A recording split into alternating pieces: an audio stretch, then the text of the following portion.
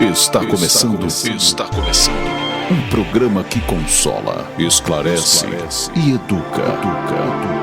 Está no ar. O que é o Espiritismo? Olá, sejam todos bem-vindos ao canal do Grupo Divulgar Doutrina Espírita. Eu sou André dos Anjos e esse é o programa O que é o Espiritismo? Programa que se propõe a esclarecer, a educar, onde juntos estudamos e aprendemos mais sobre a doutrina, trazendo para a nossa roda de conversa sempre temas, as luzes das bases do Espiritismo. E continuamos visitando o ESD, Estudo Sistematizado da Doutrina Espírita. Já no último módulo, 8º, que trata de movimento espírita e unificação. Hoje, roteiro 5, o trabalho federativo e de unificação do movimento espírita, conceito, diretrizes e estrutura. Tema denso, mas importante a gente entender o porquê das coisas são como são no movimento espírita. Aguçou curiosidade? É já que a gente vai tratar sobre o assunto. E sempre com muita alegria, recebendo os amiguinhos para a gente dar continuidade à nossa roda. Seja muito bem-vindo, meu querido amigo Antônio Reinaldo. Pai no coração de todos, que a gente hoje seja inspirado pelo nosso Mestre Jesus e que esse programa, cada dia mais, fique mais gostoso para os nossos internautas. Gatíssima Isabela Martins. Olá, pessoal, sejam todos bem-vindos a mais uma gravação do programa Divulgar. E o queridíssimo Raimundo Souza. Olá, meus irmãos, é um prazer estarmos juntos outra vez para falarmos dessa doutrina consoladora que nos liberta, que nos direciona para o bem e nos faz compreender uns aos outros, né? E assim a gente vai trabalhando os conteúdos referentes a essa doutrina que só nos faz bem e nos orienta e nos mostra o caminho correto para o estudo. Tá certo. Sem delongas, vamos ouvir o momento de reflexão, e já que a gente volta. Ouça agora, momento de reflexão.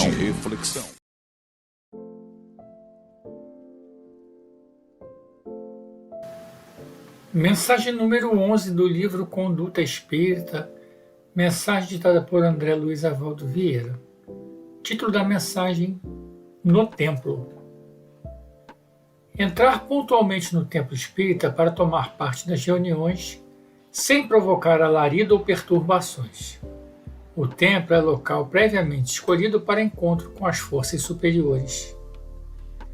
Dedicar a melhor atenção aos doutrinadores sem conversação, bocejo ou tosse bulhenta, para que seja mantido o justo respeito ao lar da oração.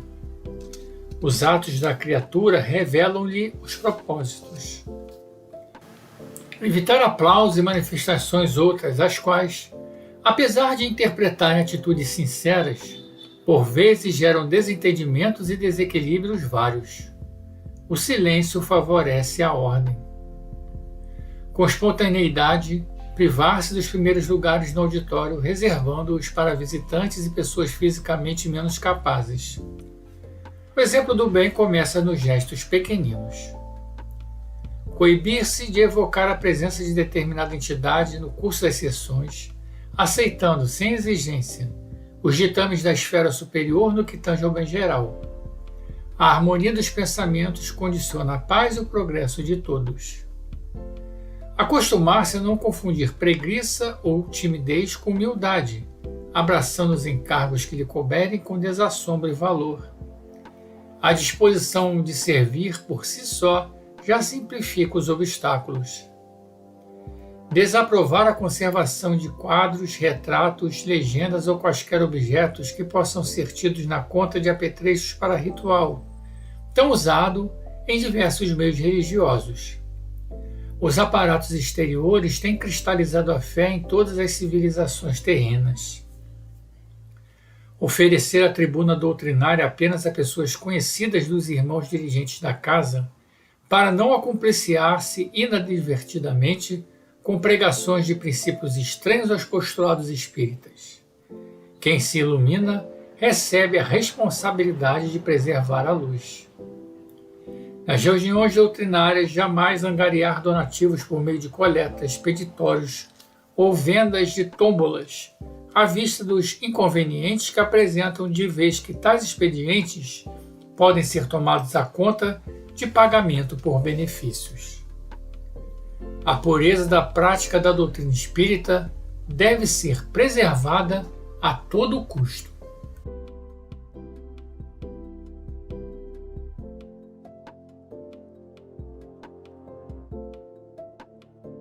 Reabastecidos com o momento de reflexão, vamos dar continuidade ao nosso programa, mas não antes de agradecer os mais de 7 mil inscritos no nosso canal.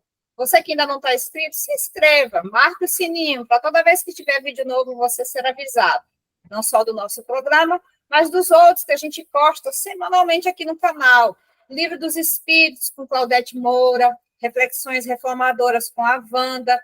Tem também o livro dos médiuns, todo já estudado por Claudete, também disponível aqui no canal.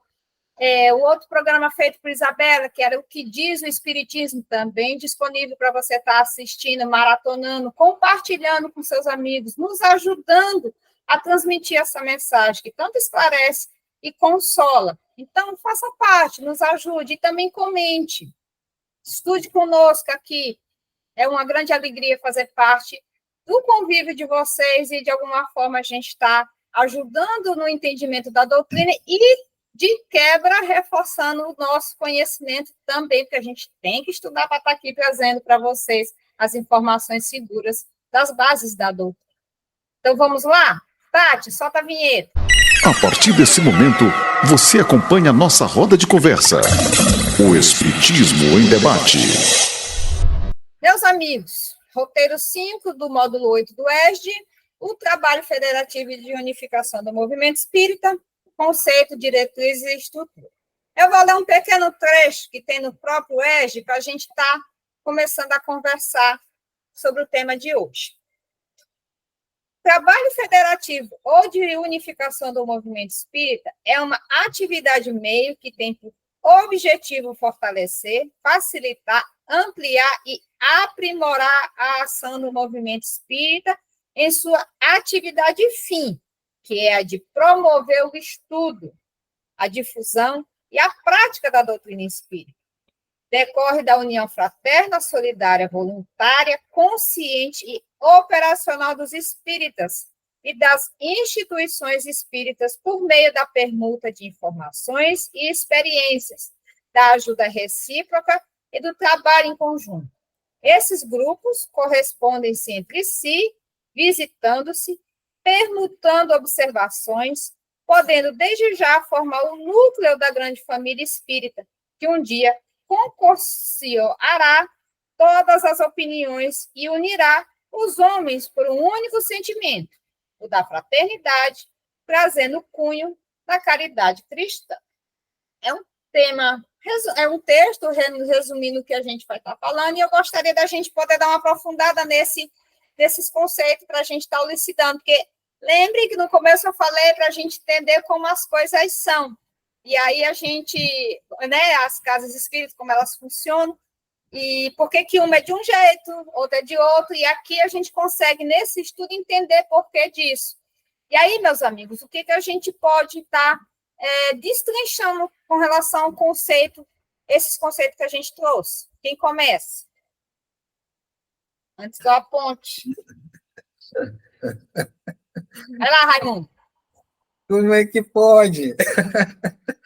Cadê os amiguinhos que ela elogiou ali no início do programa? Todos os amiguinhos, né?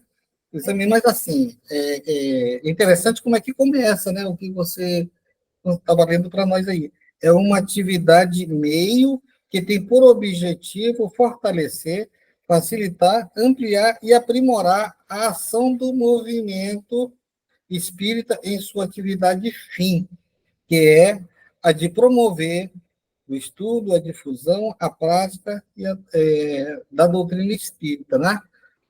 É isso? Quer dizer, é uma atividade meio. Certo? Então, o trabalho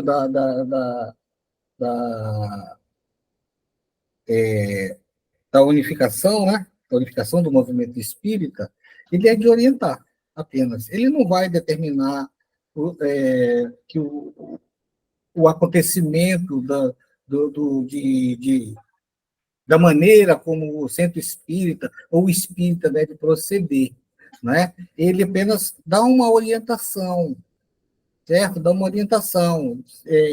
Não é uma coisa assim colocada por uma só pessoa, por uma só entidade. Existe uma colaboração, né, entre vários entes para que se possa fazer com que esse movimento seja coeso, né? Tenha o mesmo propósito, tem um propósito que é determinado pela doutrina espírita, porque nada foi esquecido por Kardec. Lá no Livro dos Médiuns tem todas as diretrizes da doutrina, e também em obras póstumas, né? Tem todas as diretrizes da doutrina espírita, mas a gente está falando aqui também de movimento espírita, certo? E o movimento espírita, ele precisa de uma orientação, de algo que dê sustentação para que ele siga numa determinada linha de conhecimento, para não fugir do que a doutrina coloca para a gente como primordial. Completando, mais ou menos, complementando algumas coisas que a Elvin falou, essa unificação ela é muito importante, né, porque é uma união das instituições espíritas. E uma coisa importante, que fique bem claro, que essa união é com o propósito de trocar experiências, é com o propósito de se ajudar mutuamente, para que cada um aprenda um com o outro, mas que essa unificação não tira a liberdade das casas espíritas, não tira a autonomia, ela preserva essa situação. O propósito é o quê? É de trocar experiência, é de todo mundo trabalhar buscando realmente um caminho bem direcionado, onde há sempre essa unificação, ela é coordenada pela federação e ela tem esse propósito, ela tem essa responsabilidade de mostrar os caminhos que as casas devem seguir. Mas cada casa espírita segue o caminho que achar melhor. A autonomia, todas delas, as casas espíritas permanecem com as suas autonomias, com a sua liberdade, e aí, o que é mais importante de tudo é a troca de experiência. Eu acho que um dos princípios básicos, né, da doutrina espírita, que a gente sempre fala, é que nós temos o livre-arbítrio. E se o movimento espírita tivesse uma conduta diferente, esse princípio já cairia por terra. Porque como é que eu digo que as pessoas têm o livre-arbítrio para decidir suas vidas como queiram, e eu, enquanto movimento espírita, digo, você precisa fazer assim e assado, né? Então, uma coisa não combinaria com a outra, não teriam como andar juntas, né?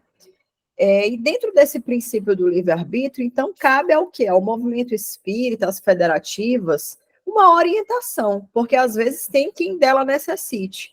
E se as pessoas buscarem ou assim desejarem, esse ente está lá para auxiliar, né, nesse trajeto, nessa caminhada.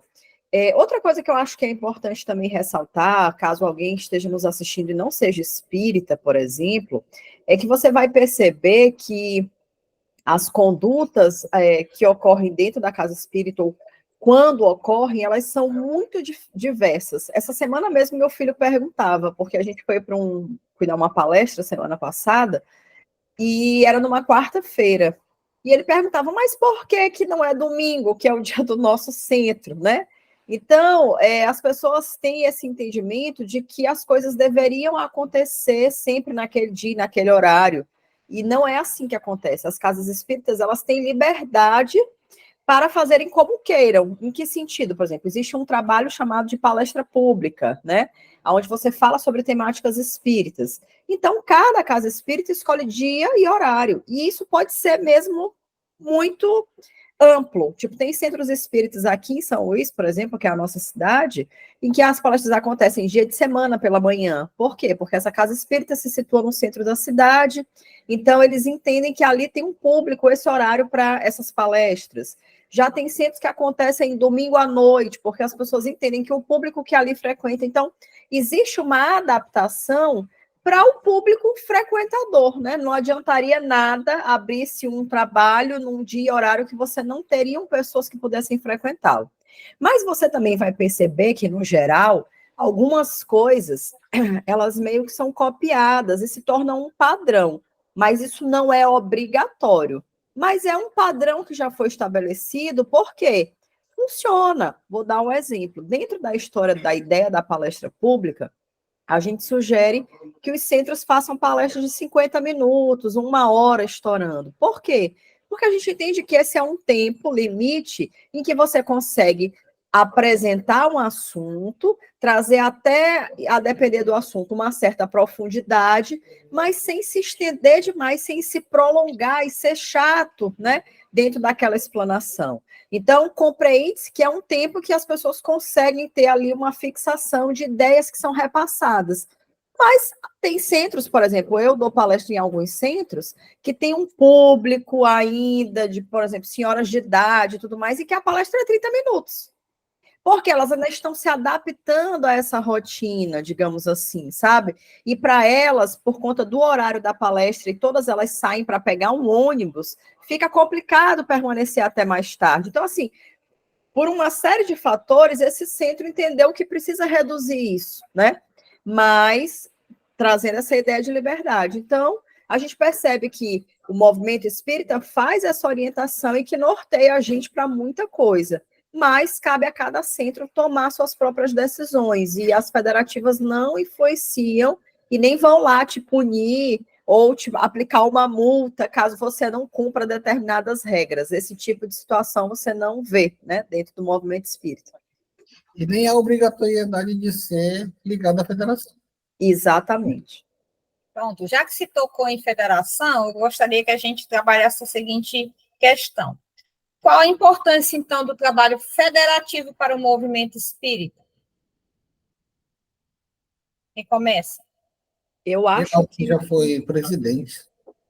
Não, a federativa... a federação, Não, de centro espírita está muito ligada... Mas pronto, é mesmo. Reinaldo, tu que já foi presidente do centro espírita.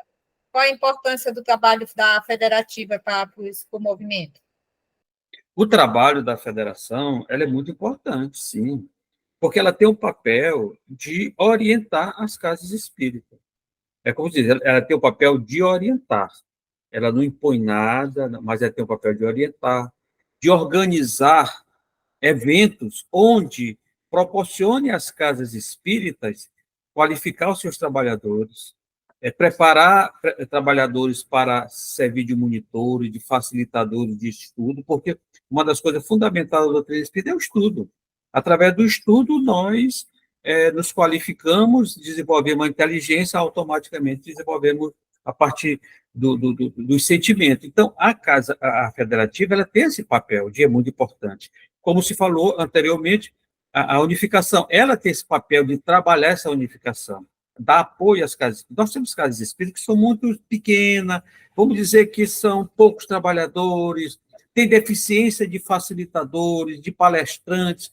Então, a federativa tem esse papel de ajudar essas casas, de dar apoio, de buscar outras casas. Fulano, casa tal, está muito deficiente, a tua casa não pode ajudar, mandar os trabalhadores lá no dia tal fazer algum trabalho, ajudar no estudo. Então, ela tem esse papel de coordenar, de auxiliar. Ela precisa fazer isso. Eu acho que ela é muito importante por isso. Ela seminários, né? Hein?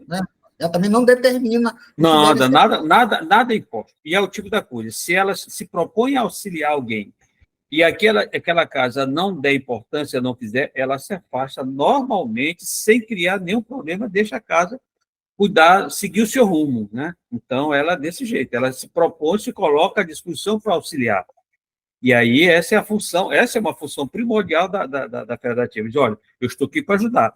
Quem me procurar para ajudar, eu vou lá ajudar, vou ajudar. E aqueles que eu sinto que precisam, que não vêm a mim, mas eu vou até eles e me coloco à disposição. Então, esse é um papel importante que a federativa tem.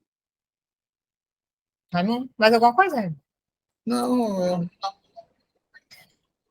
Aí, como eu falei no começo, né, como as coisas são, para a gente ver, dificilmente vamos ver um centro espírita igualzinho ao outro. E a gente vê o exemplo justamente na primeira fala da Isabela, que as casas, muitas das vezes onde elas estão, elas se adaptam à dinâmica daquela localidade. Ela foi feliz naquele exemplo, uma casa onde naquele horário, naquele dia, o público são pessoas idosas e que não podem ficar muito tempo, então a palestra tem, mas é mais reduzida. Um local com grande fluxo, tem mais palestras na semana para atender esse público, já porque tem muita circulação, outros nem tanto. Então, assim, as casas elas se adaptam à sua realidade quanto comunidade, para atender aquela comunidade, e a federativa não determina, não, tem que ser todo domingo, 8 horas da manhã. Quem fizer diferente vai ser punido. Não. E não, porque tem que se atender àqueles que buscam a casa, e não determinações que não tem fundamento dentro da doutrina espírita. Na primeira fala, Raimundo também nos falou que está tudo lá no Livro dos Médiuns, capítulo 29, Kardec dizendo como tem que ser o trabalho.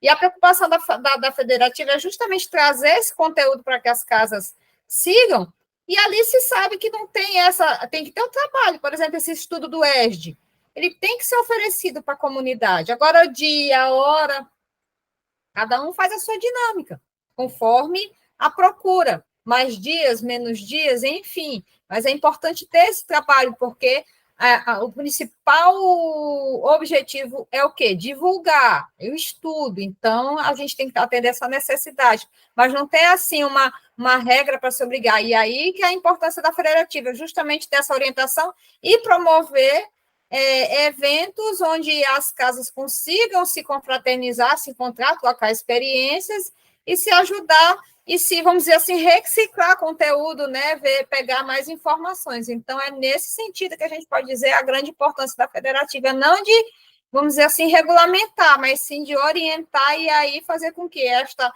esta casa pequena, que tem poucos trabalhadores, permutar palestrante, vamos, sei lá, uma necessidade, muitos médios, vamos promover um estudo sobre a mediunidade.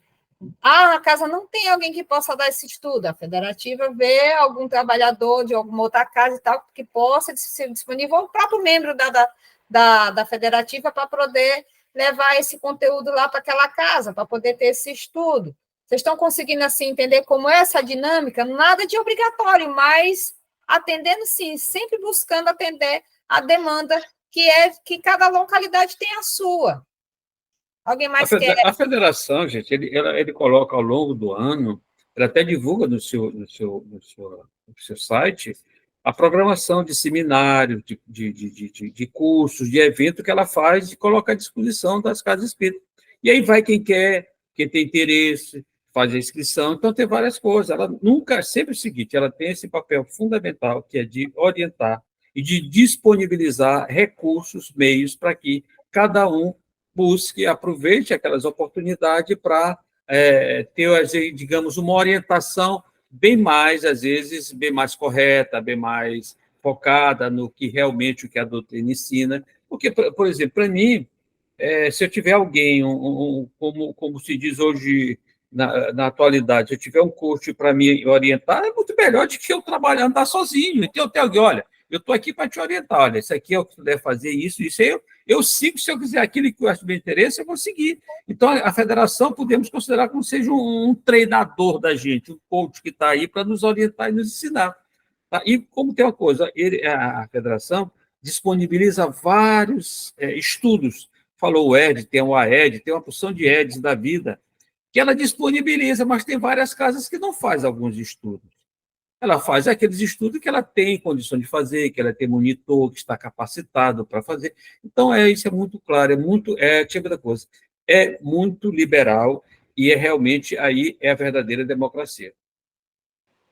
Tem uma coisa que a Andrea falou que, na hora que ela falou, me veio em mente, que ela disse assim, nenhuma casa espírita é igual, nenhum centro espírita. E aí eu pensei aqui comigo, a começar pela própria nomenclatura, né? Apesar da gente estar usando aqui muito a palavra centro espírita, para que os ouvintes, né, possam entender, mas, na verdade, essa nomenclatura ela também não é a única usual, né? Você pode chamar de associação espírita, você pode chamar de núcleos de estudos, você pode chamar de casa espírita, centro espírita. Então, assim, a própria nomenclatura já te abarca uma série de coisas. E não significa que porque você é um núcleo de estudos, você só realiza estudo e não tem a prática. Não é porque você é uma associação que você não tem estudos.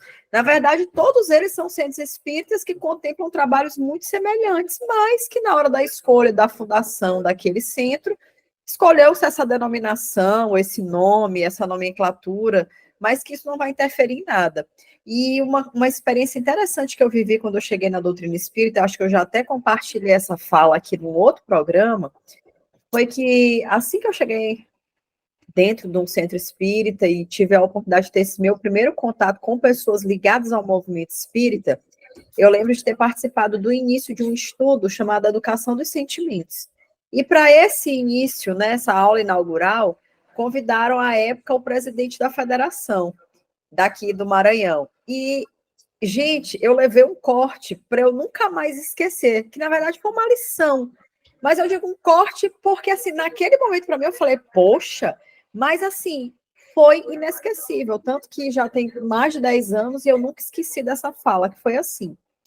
Quando eu cheguei dentro da doutrina espírita, eu ficava encucada porque quando eu falava para pessoas que não eram espíritas, que eu era espírita, a pessoa sempre tinha o entendimento de que eu era um bandista, ou que meu centro espírita era de candomblé, ou qualquer coisa do tipo, de matriz africana, né?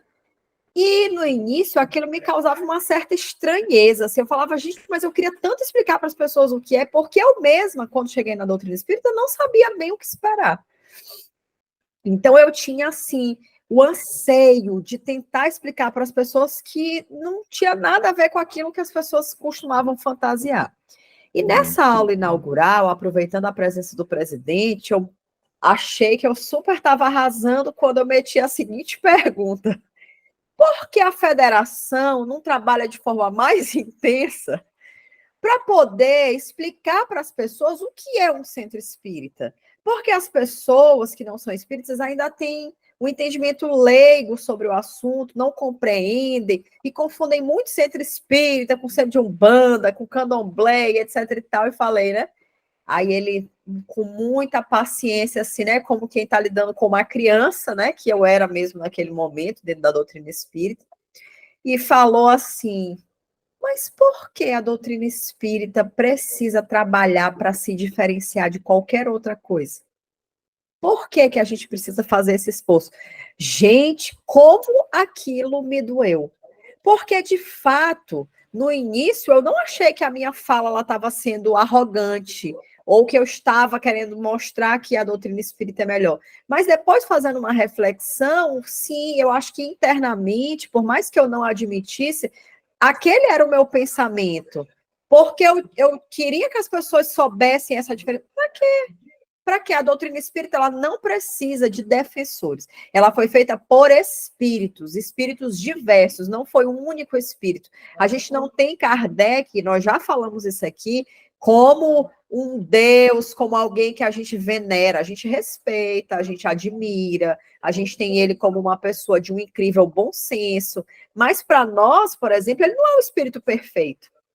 Ele é um espírito que está também numa caminhada, assim como nós estamos numa caminhada. Então, não existe uma distância tão grande, sabe, entre nós e um espírito como Kardec. E isso também nos abre, nos encoraja para entender, eu também posso, sabe, eu também posso fazer coisas que me levem para essa jornada, para que em alguma hora eu tenha uma missão como essa, que eu consiga dar conta, como ele deu conta, como um Chico da vida deu conta, e etc e tal. Então, a gente vai percebendo como ter pessoas dentro das federações que sejam capazes de nos esclarecer sobre essas coisas de forma amorosa é importante.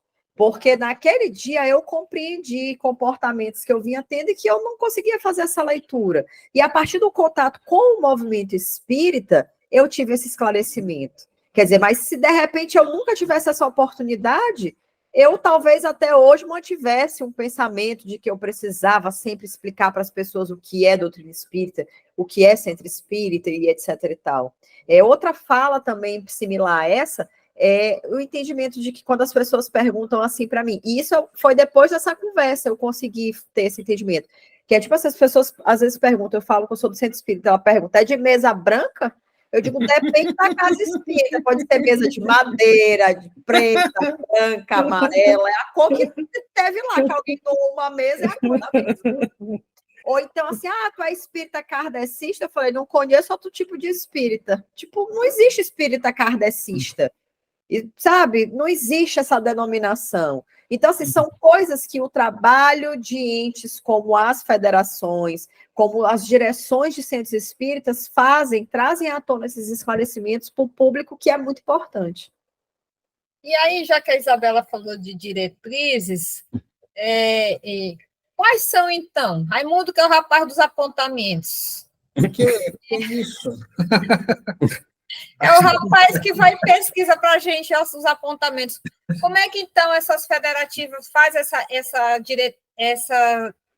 essas diretrizes, Raimundo? Porque, assim, não é obrigado. Mas se não é obrigado, mas tem que ter um norte. E aí?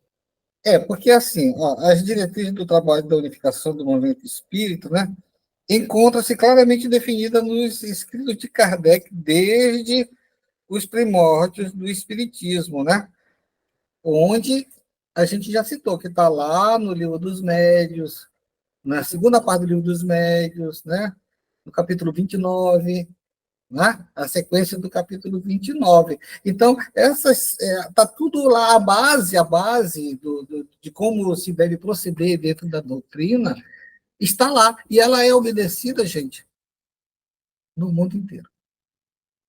Tá? Não é só dizer assim, que é criação da Federação Espírita Brasileira, criação do Conselho Federativo Nacional, né? Não é nada disso. O que existe, né, como você colocou ali logo no início, de que a liberdade de você adaptar as tuas necessidades, os teus conhecimentos, as tuas condições, o que está deliberado lá dentro dos procedimentos que os espíritos nos informaram, que não foi Kardec que se escreveu. Né? Os espíritos informaram a Kardec e ele passou para a codificação, certo? Então, quando se fala assim, mas a federação criou o ESD, né? Criou o ESD. Gente, para que esse ESD aconteça, desde 1985, o Conselho Federativo dividiu isso em região, regionalizou os estudos, né? Os estudos, as manifestações, para que pudesse ser criado o que hoje nós temos aqui como esse ESD. Né? Esse ESD, por quê? Porque ele pega, tem a Federação Espírita Brasileira, tem as federativas estaduais, e mais a do Distrito Federal, no caso aqui do Brasil, certo? Do Brasil, e dentro de cada um desses órgãos existem as entidades de estudos, direcionada a cada estudo da mediunidade, estudo da assistência social, né? E assim vai. Tudo é bem dividido, bem subdividido. E esses estudos, eles acontecem em reuniões dentro do seu próprio estado, onde a federação age, certo? Onde a federação tem a sua penetração, né? A sua penetração, e dali elevado para um conselho regional. No caso do nosso Maranhão, pertence à região Nordeste. Então, o conselho da região Nordeste vai se reunir e vai deliberar sobre algum assunto dentro do que a federação coloca, né? Coloca como suas diretrizes, onde ela vai agir, como ela vai proceder, certo? E no final se junta todas as organizações regionais e se faz uma deliberação daquele assunto, onde vai haver o consenso, e esse consenso é aplicado para todo o país. E depois disso tudo, gente, além de ser colocado para o país, é levado para a parte internacional do espiritismo. Né? Quer dizer, o estudo, essas diretrizes que são propostas dentro de cada região, dentro de cada federativa estadual, dentro da Federação Espírita Brasileira, também é levado para o Conselho Espírita Internacional. Não é isso? Então, é uma forma, como disse Reinaldo, bem democrática de se divulgar a doutrina espírita, de se praticar o espiritismo. Não há obrigatoriedade de se cumprir aquilo da forma como a federação ou os conselhos determinam. Como disse Isabela, é aplicado de acordo com a necessidade de cada um, de cada ente, né? Cada ente, onde ele estiver localizado, porque a gente tem hábitos, tem costumes, tem a questão social, né? A questão social da comunidade, e o Espiritismo respeita tudo isso. Então, ele vai agir sempre dessa forma, permitindo que cada um veja o Espiritismo dentro das diretrizes do Espiritismo, né? Mas com a sua liberdade, com o seu livre-arbítrio sendo respeitado. Tem uma coisa, um texto muito importante dentro do livro Obras Póstumas, né, que Raimundo está citando aí, que é um capítulo intitulado, quando ele falava, eu me lembrava que já falei uma explanação sobre ele, que chama-se Projeto 1868, né, 1868. Nesse capítulo, Kardec vai esmiuçar muita coisa sobre o nascimento de um centro espírita, como é que as coisas devem proceder, e como conduzir isso, né? E ele começa, eu vim resgatar aqui essa fala dele na obra, e ele começa esse capítulo dizendo assim: um dos maiores obstáculos capazes de retardar a propagação da doutrina seria a falta de unidade. Então, bem aqui, ele começa a explicar por que é importante ter uma unidade, mesmo que em diferentes formas, né, diferentes contextos, mas que certas coisas não podem mudar, não podem ser desvinculadas, né, certos entendimentos sobre a doutrina espírita. E aí ele diz que o único meio de evitá-las, senão quanto ao presente, pelo menos quanto ao futuro, é formulá-la em todas as suas partes, e até nos mínimos detalhes, com tanta precisão e clareza, que se torne impossível qualquer interpretação divergente. Então, é importante detalhar certas coisas. Às vezes, não para o momento presente. Tipo assim, naquele momento em que ele escrevia isso, ele ainda estava lá para dar as orientações de tudo que ele já havia coletado dos espíritos para compor a doutrina. Mas e quando ele não tivesse mais? É preciso deixar essa semente, né, plantada e solidificada. Quer dizer, você precisa deixar manuscritos, né, por exemplo, que era o que a gente possuía na época, de forma que as pessoas possam dar continuidade a esse trabalho. E mais adiante ele vai dizer: as dissidências que possam surgir se fundirão por si mesma na unidade principal que se estabeleceria sobre as bases mais racionais.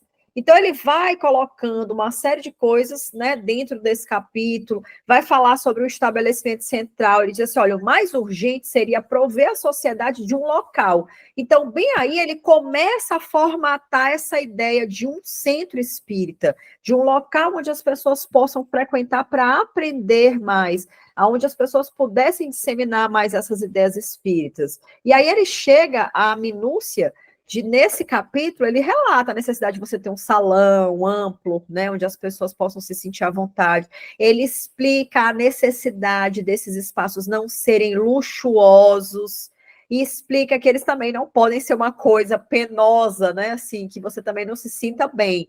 Mas a importância de manter a simplicidade, de você ter um ambiente, né, harmônico, uma biblioteca onde as pessoas possam realmente pesquisar e tal. Então, ele vai colocar pormenores que você não encontra no Pentateuco, mas que fala sobre essa ideia do que era fundar ali a primeira sociedade espírita, que daria origem a inúmeros centros espíritas espalhados pelo mundo, né?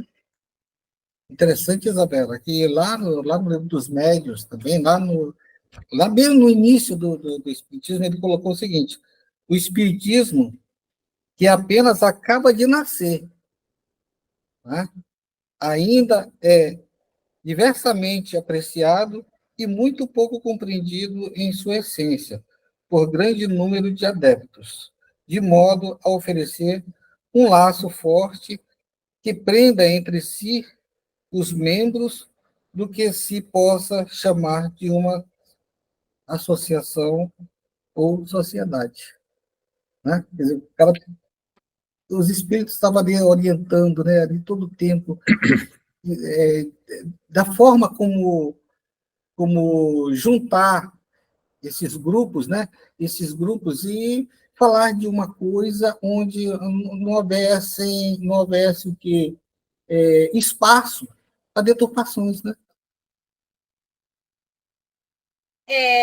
A Isabela trouxe isso daí, inclusive a outra temática que eu ia trazer era justamente a importância da unificação para o movimento espírita. Não tem nenhum problema que você já trouxe, aí eu já vou aumentando a discussão, porque Raimundo, na fala dele, trouxe a questão dos núcleos, das federativas, e aí com a Federação Brasileira, inclusive internacional. Beleza, uma visão macro. Mas aí eu quero chamar a atenção uma visão micro. Nós, quanto indivíduos que se diz espírita e abraçam essa doutrina, a importância de estudar as obras básicas para justamente entender o que é a doutrina espírita, para fazer parte do movimento espírita de maneira que atenda essa demanda de se fazer parte da doutrina, levando de fato o que é a doutrina espírita. Por quê? Porque tudo aquilo que ainda é humano, nós aqui que estamos em processo de evolução, a gente também se equivoca. E tem muitos centros espíritas, aí sendo franca, né, como a gente falou que não é obrigatório nada, que essa gente diz assim, olha, de centro espírita só tem um nome, mas tem atividades que não condiz com a doutrina espírita. Então, a importância da gente ter esse estudo para ter entendimento do que é a doutrina espírita, para poder fazer parte do movimento espírita a contento, e aí a gente vê o quão é importante a unificação para justamente ser a mesma fala, como o Raimundo disse, que aqui no Brasil é em qualquer lugar, porque está lá no livro dos médiuns, mas para estar lá e a gente dar continuidade a isso, a gente precisa estudar, principalmente as obras básicas, e é isso que eu queria chamar a atenção nisso, da grande importância dessa unificação, que esse trabalho das federativas, dessa disponibilidade de continuar esses núcleos de estudo, e aí atender conforme as demandas vão aparecendo, mas a gente ter esse olhar de dizer, olha, pera lá, mas isso aqui não está muito certo, bora rever, e se não conseguir rever, infelizmente buscar uma outra casa que de fato condize com aquilo que você, do seu entendimento. E deixando também bem claro que não está perdido, porque talvez aqueles que estão ali, de outra forma, não conseguiriam ter um entendimento, mas conforme eles vão se aprofundando, eles conseguem aí perceber que não, a gente está meio equivocado, bora voltar aqui. Não é, Reinaldo? Ainda mais tu que já foi presidente de casa, que a gente lidar com pessoas não é uma tarefa fácil, todos nós sabemos, mas que a gente tem que respeitar esse livre-arbítrio, né? E eu vejo o seguinte, uma coisa importante aí, sem críticas, Sim. Mas eu acho que as casas espíritas, eu sei que não tem nenhuma obrigatoriedade de ter um vínculo com a federação, mas eu acho que todas as casas espíritas que têm vínculo com a federação, elas praticam o espiritismo mais de acordo com a orientação de Kardec. Estão mais vinculados às orientações de Kardec. As casas que não têm vínculo com a federação, que não participam dos eventos da federação, que não têm se aproximar da federação, elas às vezes cometem mais alguns equívocos, praticam algumas ações dentro da casa espírita que não tem nada a ver com o espiritismo. Então, eu acho que isso é fundamental, é muito importante a federação e as casas buscar esse vínculo. Nós temos que entender que todos nós estamos aqui para aprender, para nos educar. E aí, a partir da hora que eu não quero ter alguém que me oriente, que me eduque, talvez eu não esteja no caminho correto. Aquela proposta que eu estou fazendo para mim, para me tornar, para fazer, para ajudar, para desenvolver alguma coisa, talvez eu esteja fazendo de uma maneira a moda da casa. É a mesma coisa, eu vou procurar um emprego, vou me empregar em alguma empresa, lá para mim começar a fazer minhas tarefas, eu preciso de alguém para me orientar. É a mesma coisa, se eu fundar uma casa espírita, ser o presidente de uma casa espírita, buscar quem pode me orientar melhor. Porque a casa espírita, além de ter todo o trabalho espírita, de estudo, de divulgação, de todos os eventos espíritas que precisa ter na casa espírita, palestra, passe, atendimento fraterno, fluidoterapia, tudo isso, ela tem uma administração também material. Então, você precisa de orientações. Então, por isso eu acho que a federação ela tem um ponto, ela é fundamental para esse trabalho da doutrina espírita, para que cada dia mais ela se desenvolva num trilho mais ou menos daquilo que Kardec idealizou. Porque Kardec deixou tudo isso escrito, mostrando qual é o melhor roteiro, como devemos fazer. Por que ele diz isso? Porque Kardec ele era um fiel discípulo de Jesus, assim como Jesus sabia que nós íamos tentar desvirtuar em algum momento. Ele disse, olha, é desse jeito aqui, meus filhos. Façam desse jeito que vai dar tudo certo. Então, aquelas pessoas que ainda... Porque tem casa espírita, nós temos que entender que tem casa espírita que ela se preocupa muito em fazer estudo de obras complementares, mas não faz estudo da obra básica. Que eu acho que é fundamental. Eu, primeiramente, para mim estudar um livro de André Luiz, de Emmanuel, de Joana, eu preciso primeiro estudar as obras básicas. Livro dos Espíritos, Livro dos Médiuns, Evangelho segundo o Espiritismo, Gênesis, Céu e Inferno. Eu estudei isso, tenho já uma boa base. Isso aí eu posso fazer qualquer estudo que não vai ter nenhum problema. Com isso, eu não estou dizendo que os livros de André Luiz, de Emmanuel, de Joana, são excelentes, mas são livros complementares da doutrina. Eu tenho que primeiro preparar a base. A base está onde? A base está em Kardec. E a hora que eu tenho a base, eu estou firme naquela base, se eu for construir uma casa e eu não fizer um bom alicerce, essa casa vai cair. Então, é isso que as casas têm que entender.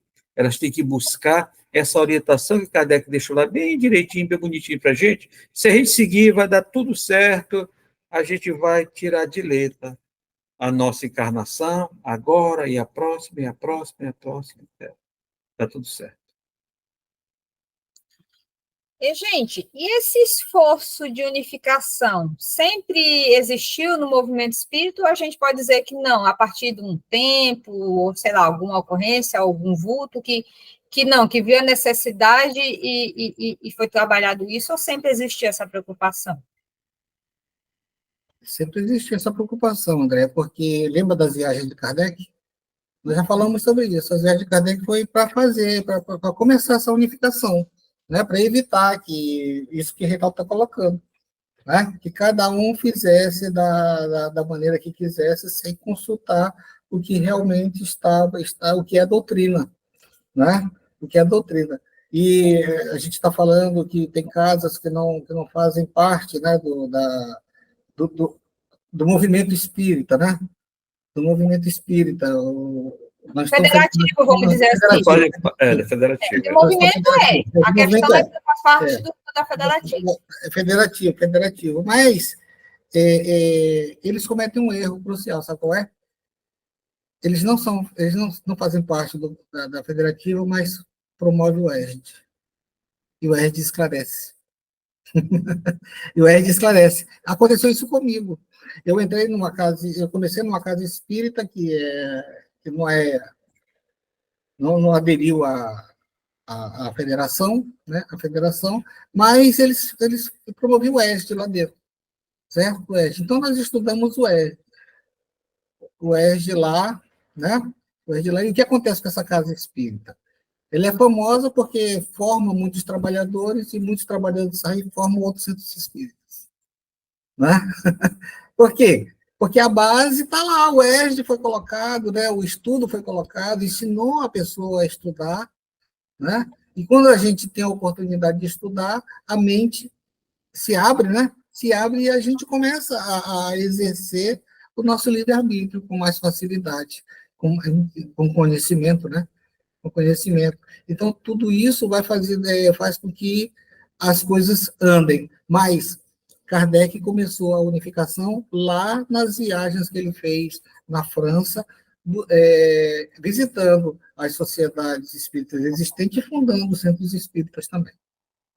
E, Raimundo, eu só queria fazer uma observação, porque quando uma casa, para mim, a casa vinculada à federação, é aquela casa que segue essas orientações. A partir da hora que a casa estuda o ERG, ela está vinculada à federação. Não, estou falando Porque assim, ela está não, mas, vinculada nesse sentido. ela não Quando eu falo em considera, né? vinculado, é nesse sentido, no sentido dela buscar aquilo que a federação oferece para ele. Não é necessariamente que ele tem que estar na federação, ser associado à federação, não, é ele buscar o que a federação oferece para ele. E aí, outra coisa que eu quero discordar um pouquinho do meu amigo, é que esse movimento de unificação, Kardec implantou lá atrás, mas o movimento brasileiro, de uns anos para cá, que começou a pensar nisso. De uns anos para cá, principalmente aqui no nosso estado, de uns anos para cá que estão tentando, e até hoje é um movimento que a gente tem que entender, tem que ser justo, que não é um movimento que está bem, é um movimento que estão se organizando, estão fazendo, já está fazendo, mas é um movimento que nós precisamos, nós espíritas, as federativas, cada dia mais tem que trabalhar mais fortemente isso, para que isso mude, para que alguma dessas casas pequenas aí que estão isoladas, casas pequenas às vezes, não é nem porque ela não quer ter um vínculo, é porque ela está lá isoladinha, está lá fazendo trabalho de... Então, precisa movimentar mais essa unificação. E eu, particularmente, eu acho que essa unificação tem que se levantar mais poeira em cima disso, tem que se trabalhar com mais determinação para que essa unificação melhore e cresça mais rápido. Isso é meu opinião. Até porque os tempos vão mudando, né? Vão mudando. A gente teve o primeiro momento lá com Kardec, a gente já teve um início dessa parte da unificação com Bezerra de Menezes aqui no Brasil. É aí que eu ia chegar, estou esperando a minha vez, que eu ia dizer, tá, sempre teve. Com Bezerra de Menezes no Brasil. A história de Bezerra que explodiu essa discussão de unificação. Estou aqui só esperando alguém molhar aí a gente falar. Mais na frente, em 1900 alguma coisa, a gente teve o Pacto Áureo, né? Pacto Áureo, mas isso a gente vai ver também quando a gente for ver os expoentes do Espiritismo, né? Sim, é porque de vez em quando alguém levanta uma bandeira, melhora, daqui a pouco, coisa calma. Está na hora de a gente não deixar mais essa poeira baixar. Com certeza. Bem, e aí, Raimundo, como você aí trouxe o Pacto Áureo, então a gente pode dizer assim que justamente uma das ferramentas, né, que a federação no caso trouxe, foi justamente essa documentação, né, a questão do Pacto Áureo, também o opúsculo, né, a Casas Espírita, para poder justamente ajudar nesse direcionamento, né, levando a Kardec. Isso, com certeza, porque como você disse, é um direcionamento, não é uma obrigatoriedade, até porque lá no início a gente disse que esse trabalho federativo não era o fim, né? Não era atividade fim, é atividade meio, né? Sim. Atividade meio. E se coloca justamente nisso aí, onde você oferece esse conhecimento, né? Esse conhecimento que não é de uma só pessoa, né?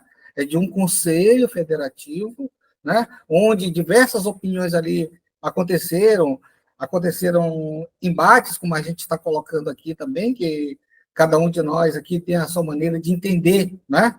De entender. E a gente junta todos esses entendimentos e forma uma opinião que é colocada no nosso programa, onde é colocado o pensamento do Espiritismo, né? O que é o Espiritismo. E o Espiritismo justamente é isso, essa condição que trouxe esse Pacto Áureo e trouxe a criação, né? Desse modelo de documentação para o Espiritismo, para que fosse seguido por todas as casas espíritas, né? Para orientar. É orientação, gente. Certo? E tudo isso também vem mudando, né? Vem mudando. Essas orientações, elas vêm se adaptando às mudanças do país, né? A gente tem que colocar isso também, né? Quando mudou o Código Civil, houve uma alteração, né? Houve uma alteração na documentação. Por quê? Para estar de acordo com a lei do país. A gente sempre colocou aqui que tudo é flexível, né? É adaptável, como o termo que a Isabela usou, que o Espiritismo é adaptável, né, a todas as situações. Sim, eu estou satisfeita. Alguém mais quer falar alguma coisa sobre a temática? Raimundo? Não, senão a gente vai muito longe, né? Porque o assunto ele é longo.